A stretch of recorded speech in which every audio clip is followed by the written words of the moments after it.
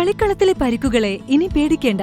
എല്ലാവിധ സ്പോർട്സ് ഇഞ്ചുറികൾക്കുമുള്ള സമഗ്ര പരിഹാരം ഇവിടെയുണ്ട്. ABC orthopaedic hospital, near Kairali theatre, Calicut road, Manjeri.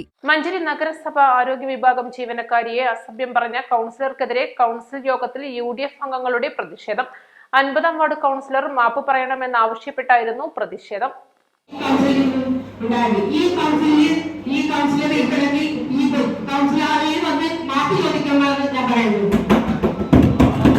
കൗൺസിലർക്കെതിരെ നടപടി ആവശ്യപ്പെട്ട് ജീവനക്കാരി നഗരസഭാ സെക്രട്ടറിക്ക് പരാതി നൽകിയിരുന്നു. ഇന്ന് രാവിലെ 11-ന് കൗൺസിൽ അജണ്ട വായിക്കുന്നതിന് മുൻപ് ക്ഷേമകാര്യ സ്ഥിര സമിതി അധ്യക്ഷ C. സക്കീന എണീറ്റ് നിന്ന് കൗൺസിലർ മാപ്പ് പറയണമെന്നാവശ്യപ്പെട്ടു.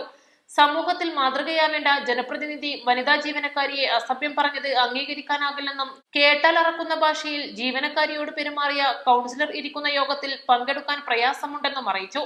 ഇതോടെ UDF അംഗങ്ങൾ 50-ാം വാർഡ് കൗൺസിലർ രാജിവെക്കണമെന്ന പ്ലക്കാർഡുകൾ ഉയർത്തി പ്രതിഷേധിച്ചു.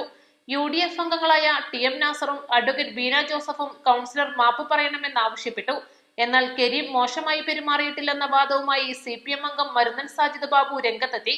UDF പ്രതിഷേധം ശക്തമായതോടെ കൗൺസിലർമാർ മാന്യമായ രീതിയിൽ പൊതുപ്രവർത്തനം നടത്താൻ തയ്യാറാകണമെന്ന ചെയർപേഴ്സൺ VM സുബൈദയുടെ ഉപദേശത്തോടെയാണ് വിഷയം അവസാനിച്ചത്. തുടർന്നാണ് കൗൺസിൽ അജണ്ടകൾ വായിച്ചത്. കഴിഞ്ഞ ദിവസമാണ് CPM അംഗത്തിനെതിരെ JPHN പരാതി നൽകിയത്. വാർഡ് സാനിറ്റേഷൻ ഫണ്ട് ചെലവഴിച്ചതിന്റെ ഫണ്ട് നൽകണമെന്നാവശ്യപ്പെട്ട് അംഗം ജീവനക്കാരിയെ സമീപിച്ചു.